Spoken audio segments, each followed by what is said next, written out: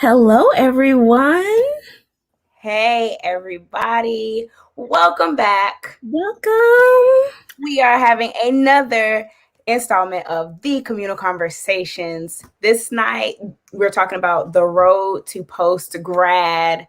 Erica and I know a little bit about that. A We're little bit. in the School of Divinity tonight. Yes. Shout out to all the 2021 graduates of Howard School of Divinity. If you are a School of Divinity graduate, or if you are just a Howard student, if you're watching tonight, please post in the comments where you're watching from. We want to know who's watching with us, who's talking with us, and of course, start getting your questions together because we have a great set of panels. Oh my goodness. It's gonna be phenomenal. Oh my gosh. It's gonna be amazing. I'm like, Eric and I are both super, super excited for this conversation. Obviously, because we've been to graduate school, we know how hard it is. But we have great students tonight who are going to talk about their road to graduate school. Some of them are Howard alum, some of them are not, and they are going to talk to us about why Howard, why now, and how they got here. So it's going to be a great, great conversation, and it's time to meet our panelists. Hello, good evening. My name is Andrea Davis. I am a proud Detroiter from Detroit, Michigan, and Howard Bison, graduating from the College of Arts and Sciences. And I'm also a Master of Arts degree seeking student in the Department of African Studies in the graduate school. So thank you for having me this evening.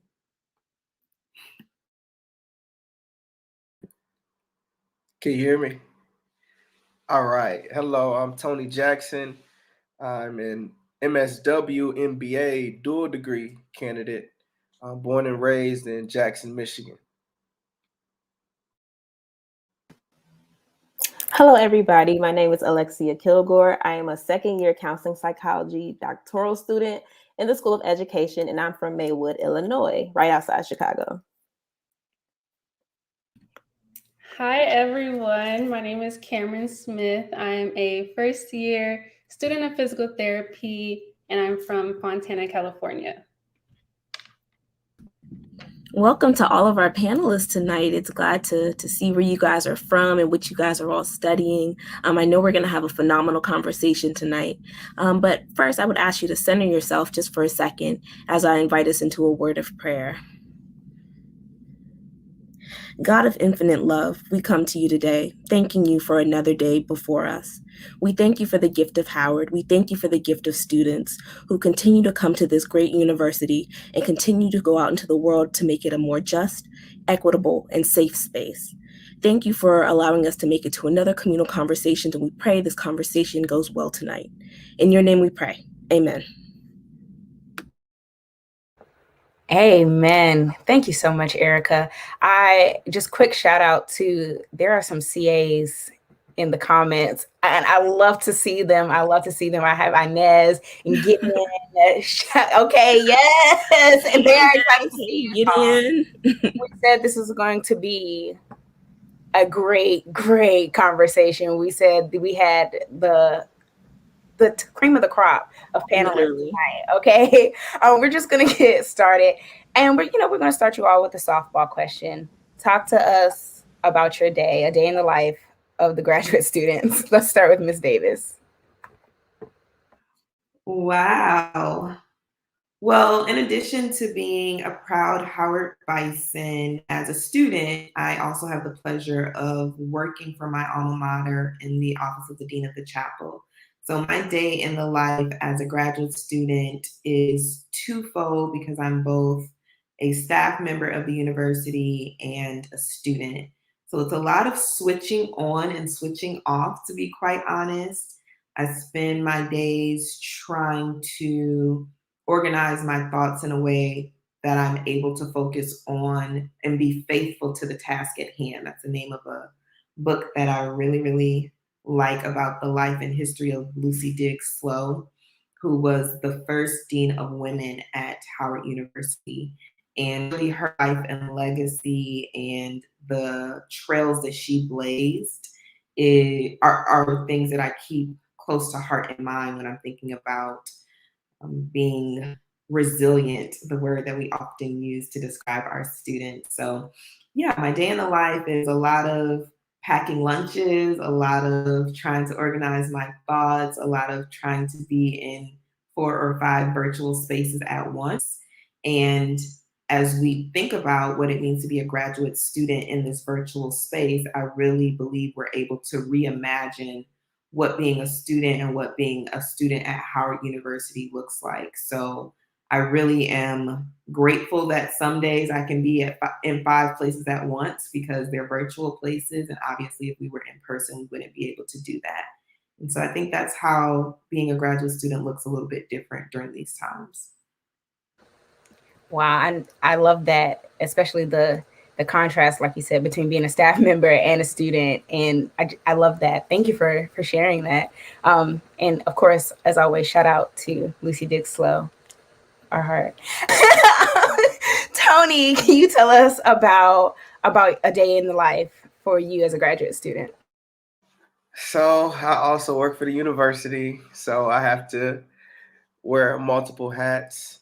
I run a program for the school business. It's called the You Lead Mill Initiative. And so I am responsible for all of the first year male students in the school business. So my day can get pretty hectic. So in terms of my day, I went into the office. Everything is in person for me, classes and work. So I went in and had to deal with all of the situations that my students had,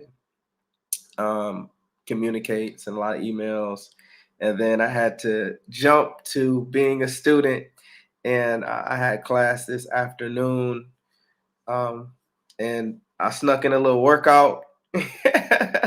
Barely, but I snuck it in. And after this meeting, I'll probably dive into some homework.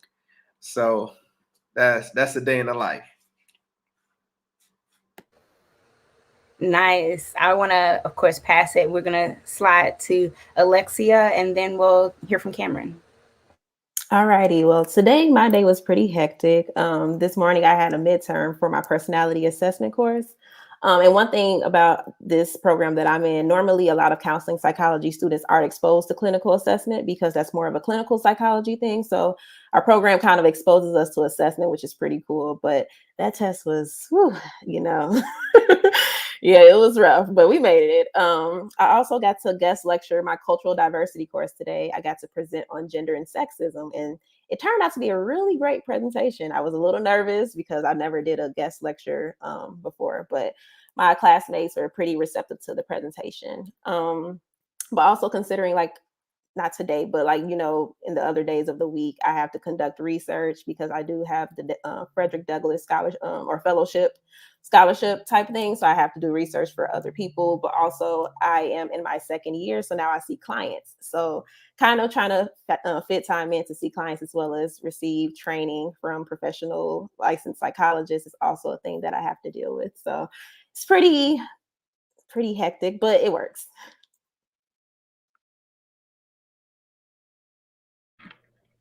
So, a day in the life of Cameron. Unlike my fellow panelists, I do not work for the university, thankfully, because I'm already stressed just as a student. Don't know how y'all doing that. But yeah, I just graduated last semester from undergrad. So I'm fresh off the boat. First day of school, they was already lecturing. I'm like, can y'all slow down? There's no syllabus day. Like, let's take a break. But yeah, it's a lot. I be stressed. I be studying every 5 seconds. Um, I be on campus mad early and go to sleep very late. But I gotta do what I gotta do to stay afloat. And yeah. Well, thank you, Cameron. Thank you to all of our panelists. It's really interesting and eye-opening to see your experiences as graduate students and working and presenting and studying. Because of course, Cynthia and I just graduated, but it's just we can have such varied experiences here at the university, and it's good to get a day in your life. I did have a question for you all. My question is kind of, I guess we can start it with either Cameron or Miss Davis. But what was it like coming to Howard as undergrads and then coming back as graduate students? Why Howard? Why do this? But of course, this question is open to everyone else. Why did you choose Howard for your degree programs? So I'll start with Ms. Davis. Awesome, thanks. Howard was my dream school since I was a young girl in Detroit, Michigan. And I tell people this all the time. Howard could have been in Utah, Idaho, on the other side of the planet. I didn't care. I wanted to go to this magical place that produced Black excellence, that allowed people who look like me to dream their wildest dreams, to be affirmed, to be supported, to be encouraged, and to really find themselves. And so when I set foot on Howard's campus in August 2010, I knew that I would be able to receive all that I was looking for, and Howard exceeded my expectations with regard to my academic pursuits, service learning, being built and developed and poured into as a student leader, and even professional pursuits. And I am so grateful for Howard, and what I believe is that I'm indebted to her. And so by being a graduate student, I'm able to immerse myself in the student community again. We had our student leadership commissioning service last Sunday in the office of the dean of the chapel, and the theme was reimagining community, and Howard is that for me. Every iteration of me that's at Howard as a student, as a staff member, as a volunteer is an opportunity for me to reimagine community. And so graduate school was pretty much a no-brainer because I had no idea I would still be in DC this long. And so as we talk about students finding themselves, I too, while I'm a staff member, am a student who was able to find myself at Howard, and I couldn't be more grateful. Wow, that's definitely powerful. Every iteration of you. Goodness, that's amazing. How about you, Cameron? Why come back to Howard for graduate school, and what's that been like? Similar to what Ms. Davis said, is really just the community. During undergrad, I created a family through chapel assistance, through like being in the dorms, through my classes, whatever. And I noticed that unlike a lot of other schools, it's every man for themselves. But at Howard is everybody is working together to all achieve the same goal. Like, I'll help you, you help me. We're in this together type situation. No man left behind. And I knew that I wouldn't get that same treatment at other schools, as well as professors. A lot of other schools, they're just there for the paycheck. Whereas at Howard, they actually genuinely want you to succeed. And I knew that that was the type of support that I needed to get to my end goal. So I knew that Howard was the only choice at that point. I'm glad to hear that. Just, the collective goodness that Howard brings. I actually saw a comment about that by John Stone, who actually shared a little bit of what you just said. He said, being a graduate student at Howard is so much better than the other two graduate schools I went to previously.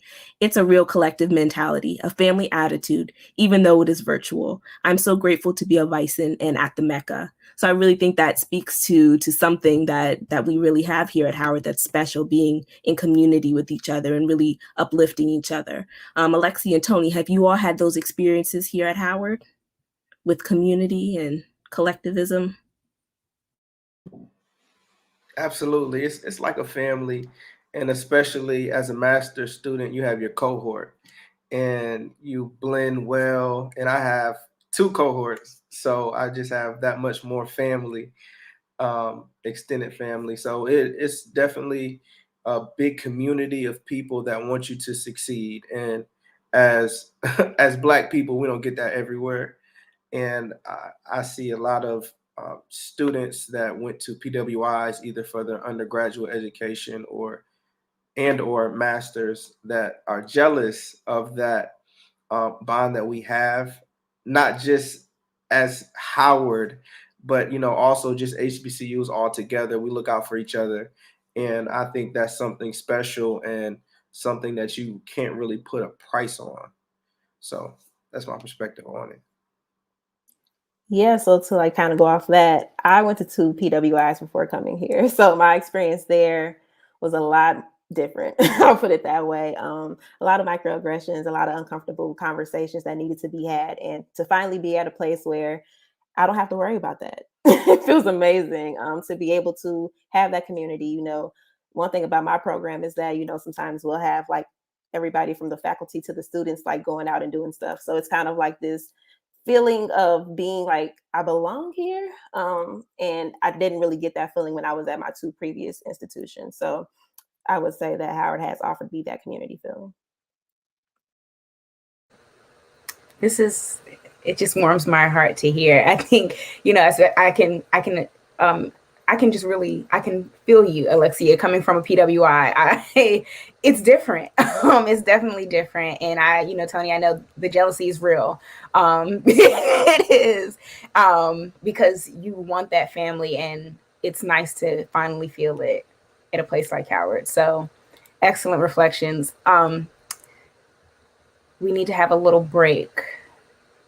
I know you all, but it's a good break. So while we're on this short break, you all, not only should you think of the answer to the question that we're about to ask you, but also think of questions for these panelists, because when we come back, it's definitely going to be time to ask some of you all's questions. We want to know, what are your questions about getting to graduate school, experience in graduate school? Ask them any questions that, just throw them out there and we'll see what sticks. How about that? All right, so trivia time. You all know the rules for trivia, okay? We're going to ask you the question. We're going to repeat it twice. And you answer in the comments. You have a minute to see if you can get it. Answer your questions. We'll see who gets it first. There's no prize, but you do get to wear a badge of honor because you figured out who this was. But it should be pretty clear to you all. Okay, so yeah, Erica, go ahead. All right, y'all. This trivia question is going to be a name that bison question. So our question is, this Howard alum is considered a Black queer feminist civil rights lawyer, priest, and trailblazer. They are a co-founder of National Organization for Women, coined the term Jane Crow, and wrote a paper at Howard Law School that was instrumental in dismantling Plessy versus Ferguson. They are also the first Black woman to be vested as a priest in the Episcopal Church. Who are they? And I will read the question one more time. This Howard alum is considered a Black queer feminist, civil rights lawyer, priest, and trailblazer. They are a co-founder of the National Organization for Women, coined the term Jane Crow, and wrote a paper at Howard Law that was instrumental in dismantling Plessy versus Ferguson. They are also the first Black woman to be vested as a priest in the Episcopal Church. Who are they? So definitely put your comments in the chat. Let us know if you have the right answer. We'll take a second, and we are excited. Yes, I see one answer is in the chat. Let's see if we can, who else can guess? Who has other guesses? Let's see what you all are thinking.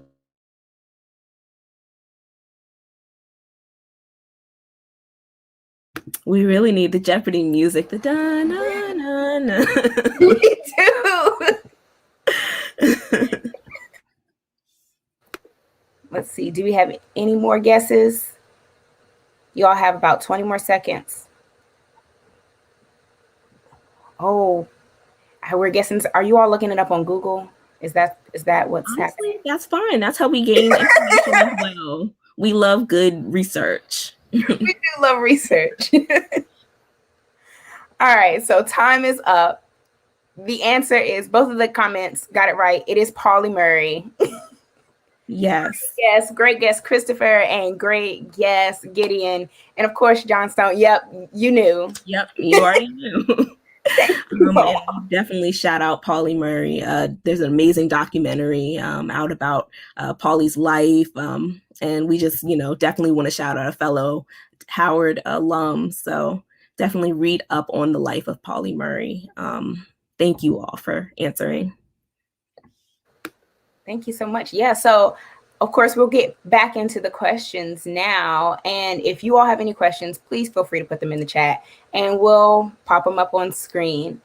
So I do want to ask you all, on your way to graduate school, what kind of questions do you ask yourself before you get here? Because Alexia, you're in a PhD program now. Tony, you're doing a dual degree. Like, what kind of questions did you all ask yourselves to choose your program, to get here, what was the process? And we'll start with Alexia. Yeah, so one of the first things I had to ask myself was, was I willing to put in the work for the next 5 years? Because that's a long time to be in a program, and we're on a grad school budget. So it's kind of like, making that sacrifice to be on a, grad school salary. Also, what was I looking to get out of the program? So if I'm going to this program for 5 years, what am I looking to be the end goal? So for me personally, I would like to be a practitioner and a researcher, which both of the things in my program, we get the externship practice to do the hands-on application, but also we get research experience. So kind of like I'm getting what I need from our program to reach my end goal. So those are kind of like two of the main things that I focused on. Excellent. Those are really excellent questions, especially like, am I willing to commit to this is a real big question. Okay. Tony, what about you? I guess the first question is, do I want it? And the second question is, how bad do I want it? Because everything costs something, and not all cost is monetary. So figuring out, is this worth it in the end? And trying to develop a plan for attaining what it is that you want. And for me, the dual degree program was very important. So I had the opportunity to be a part of that. That's not offered at every university. And yes, I had some other offers in terms of schools I could have went to, but Howard offered that program. And at the time, it was, I stepped out on faith because Howard was more expensive than the other options. So, but I ended up getting employment with the university, and so they're paying for the entirety of both of my masters. So it was a leap on faith. So I guess just trying to put the puzzle pieces together and figuring out what it is that you want. Once you figure out what you want, how much it'll cost, and if you're willing to pay that cost forward. No, absolutely. The cost, everything costs. Okay. My dad always used to say, there's no such thing as free lunch. And you always pay some way or another. Okay. Cameron, do you want to hop in? What kind of questions did you ask yourself? Yeah. My biggest question was if I was mature enough / ready enough. Just because I know like a lot of people take gap years or whatever, and coming straight out of undergrad, I didn't have like top tier grades. I wasn't the best studier. I was trying to go out, hang out or whatever. So I knew that coming into a graduate program, that hanging out, that going out all the time wasn't an option really. And I didn't know if I had the dedication to actually be studying hardcore like I should have been since undergrad started. So yeah, I was really just, Cameron, like, are you sure you want to do this? Is this actually the career you want? Because once you win it, you're in it. Because I wasn't about to go find another one because that's too much. But yeah, it was just Cameron, like, once you're in it, you really got to focus. You really got to put your all into it, basically. Well, absolutely, Cam. And we've definitely seen you as an undergrad. We've seen you really putting in that work. So we're glad that you're back in grad school grinding and doing your thing. I did have a question for the group. And just kind of what does it mean to you all for being at Howard in this moment? I mean, as you know, we've had a global pandemic. We've seen white supremacist violence attack this country continued. We've seen the extrajudicial killings of Black lives. What does it mean to be at Howard right now in just such a pivotal time in our nation's history? And what needs have you all seen in your communities that you'll hopefully be serving that this pandemic has brought on, or that just has been illuminated through this pandemic? And we can start with Tony. Absolutely. I think HBCU education in general is a unique experience no matter the time. But coming from being virtual to now back in person, this whole pandemic exposed a lot of mental health concerns that a lot of us have. And I think it showed us that we need to take time to take care of us. And I tell my students that same thing. And now that we're back in person, some of my students are having some of those mental health problems. And they're having troubles adjusting back to this in-person experience. But I guess the number one thing that we know about Black people is that when everybody else catches a cold, we catch pneumonia or the flu or COVID. So there are a lot of things inside of the university that have been affected. I know because I work for the school of business. And so being patient with university is important, and figuring out how we can work together as a university community, as Howard University community, to get back into the communities and help solve a lot of these issues that were, I don't think created, but a lot of them that were exposed by the pandemic. Wow, that's powerful. Definitely a lot of issues were illuminated during this time. How about you, Alexia? What have you seen, especially in the psychology program? Like, what needs in the community have you seen? Yes, I would say that a need is like kind of having or holding space for people, also being compassionate and patient with people, because we're all kind of going through something at this point. So kind of extending that grace to others and yourself is super important in this time. Especially now since we are seeing clients, clients are coming in with their concerns and we have to hold space for them, but also ourselves. So kind of allowing ourselves to kind of be in the moment, understand that we're all going through something. It's okay to feel this way right now because it's a global pandemic. Everybody's experiencing something, but also allowing ourselves to kind of like depend on each other and kind of, hold each other and make sure that we're good. So like talking to people is super important and making sure that you feel that you have that support in this time. Thank you. That absolutely is really important, especially being in the moment and living in the moment. Dean Richardson here at the chapel definitely speaks on that a lot, and just the necessity of holding space for others. How about you, Ms. Davis? What does it mean for you to be at Howard right now, and what needs have you seen serving student populations? Thank you. What comes to mind is when Howard celebrated its sesquicentennial, 150 years. The theme was, or the quote that really drove all of that programming and celebration was, "The time is always now." And it comes from a longer James Baldwin quote. But it really resonates with me because it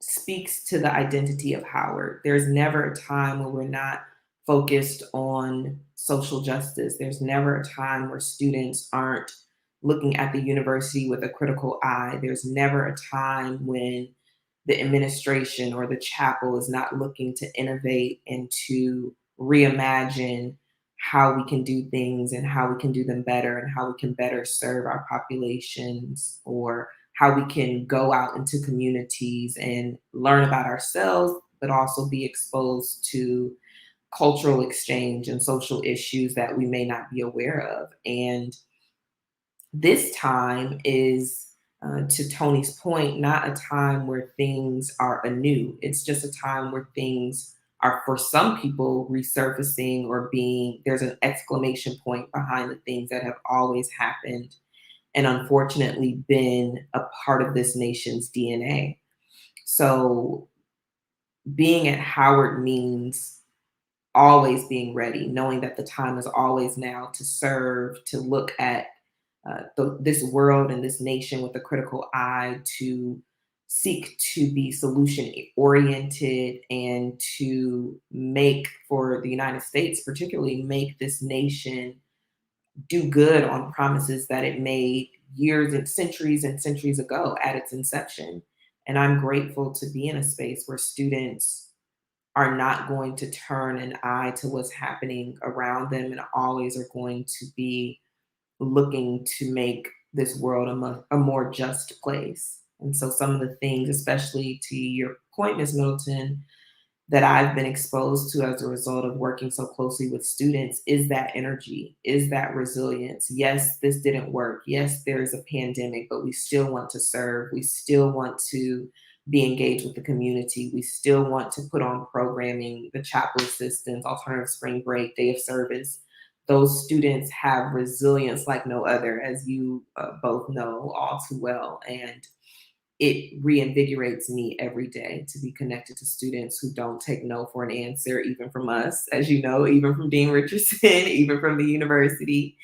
And they're always looking to make Howard her best self. And so that encourages me every day. Oh, I love that. The power that they will not accept no. But to still be able to they want to work, and I think that's so wonderful, Andrea, sorry. as they said, they want to be here, they want to work, and it is a pleasure to be able to work beside them. I love that's a beautiful reflection. I do want to get in one of our students actually, who definitely does not take no for an answer, is Inez. And Inez has asked a couple questions in the chat. And we just want to get that question in and let you all answer quickly. She asked, 1, what was your application process like? And then 2, what advice would you give to students who are applying? So we'll start with Andrea, and then we'll just go around in a circle and tell us about your application, and then of course what advice you would give. I love both of those questions. Applying was very interesting to me because I didn't go to graduate school directly after undergrad. I worked at the university for, we don't need to say how many years, but some years before I applied to graduate school. And I believe that was the essence of me really getting back into the throes of my academic pursuit. I was continuously taking classes, but to be back in a space where I felt like my application was going to be judged and I wanted to put my best foot forward and I wanted to represent not just Andrea, but me being so connected, Howard being my connective tissue, I wanted to represent the university well. So I had to take my GRE, I had to study for the GRE and take the GRE. I had to prepare an entire application package, which of course has a very streamlined process now, but you wanted to make sure you have your recommendation letters, your resume or your CV, depending on if you're going to pursue the PhD as well. And I would say, again, to Cameron's point, when you think about maturity and being ready for graduate studies, getting your application together and really having to look at yourself as a package was one of those experiences for me, because I had to make sure that I had all the components necessary to be accepted to the program that I was interested in. And then my advice is, and we had Wellness Wednesday with Dean Richardson earlier today, and that's an opportunity for a midweek break. So all of you at the university, if you do need a midweek break, please feel free to check it out. But to not be so caught up in, will this degree get me this job? So not an if then or an XY, not a mathematical equation, but more so if I can focus on my why and my mission and my purpose in life and know that I will get transferable skills that will help me whatever whatever profession I pursue or whatever additional academic pursuit I take on, then I'll be in the right space. So I agree with Tony and Cameron. We're not here to waste money or throw it down the toilet.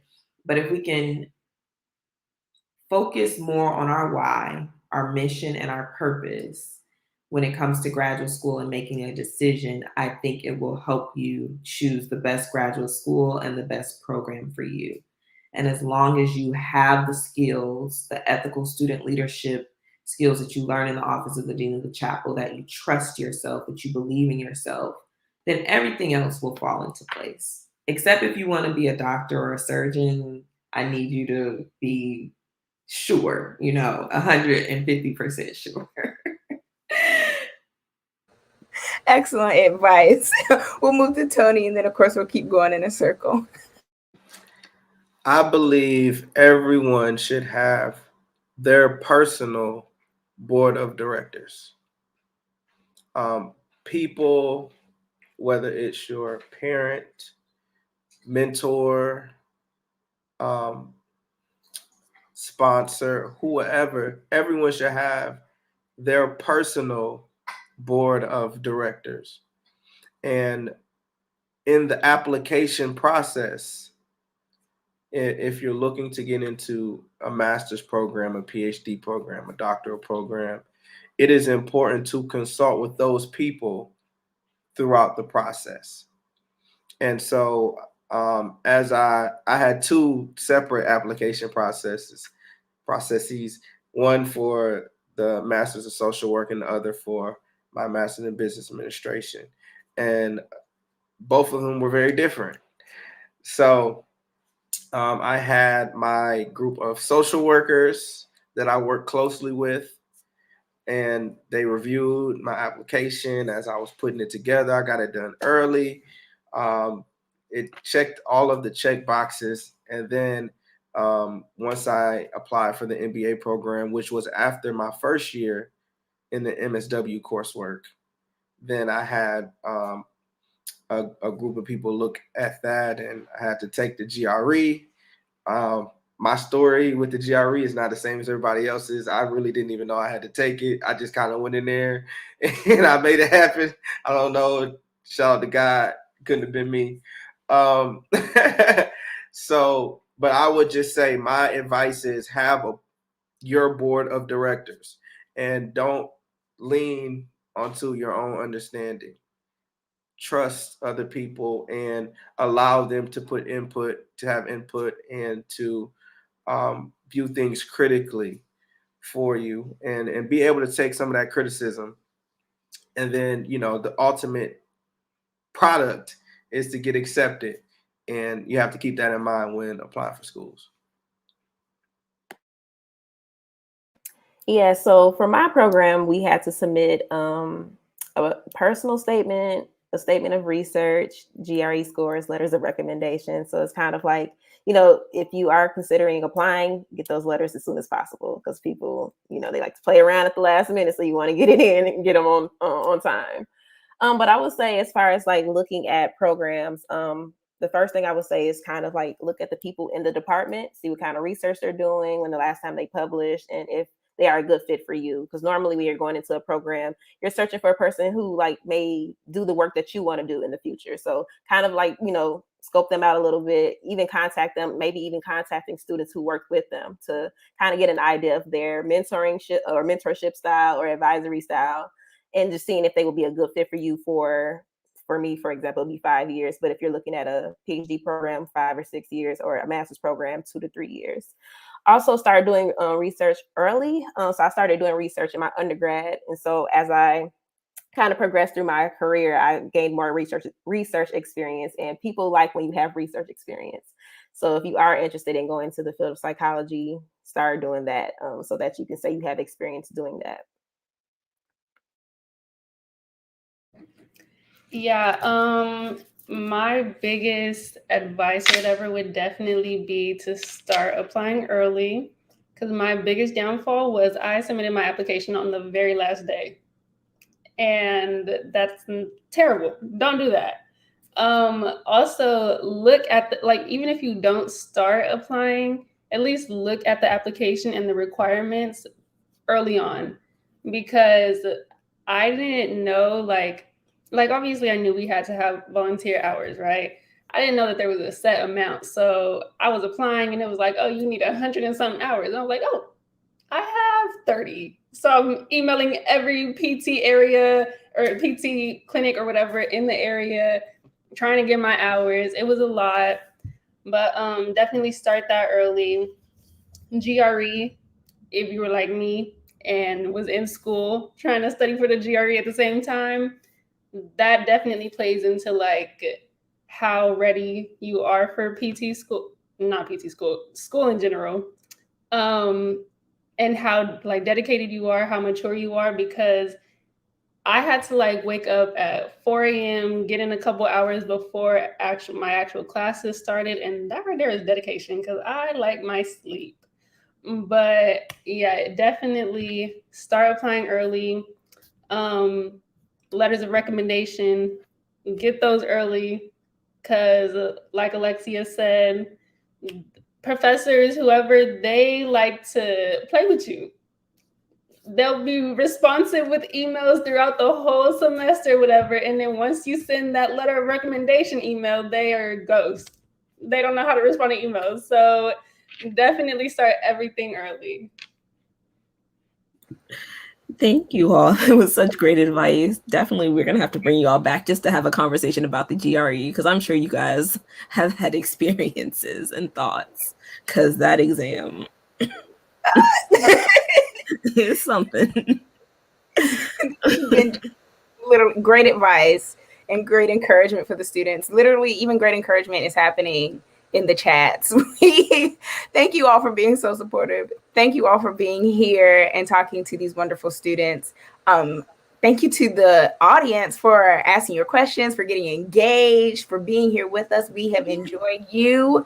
And of course, thank you to Dean Richardson for allowing us to do this program every other week. It's truly a joy. It absolutely is. The highlight of our week sometimes. It's just, It fills your heart up so much. Yes. Thank you to the rest of the chapel staff who helped support us and get this done, including Miss Andrea Davis. And then, of course, you never see him, but the program would not happen without him. Mr. Joseph Diller is in the background producing right now. Thank you, Joseph. Applause. Thank you so much, Joseph, for all your help and your support and your work just getting this program done. We have had a wonderful night. Yes, I can't believe it's already 8:45. I wish the conversation could happen longer, but we are going to let you all go. We're going to let these graduate students go and get their work done, but just stay around for a few minutes longer. We have a video from Howard Gospel Choir. Let's listen to a little bit of their singing, and then you guys have a great night. So bye, everyone. See you next time.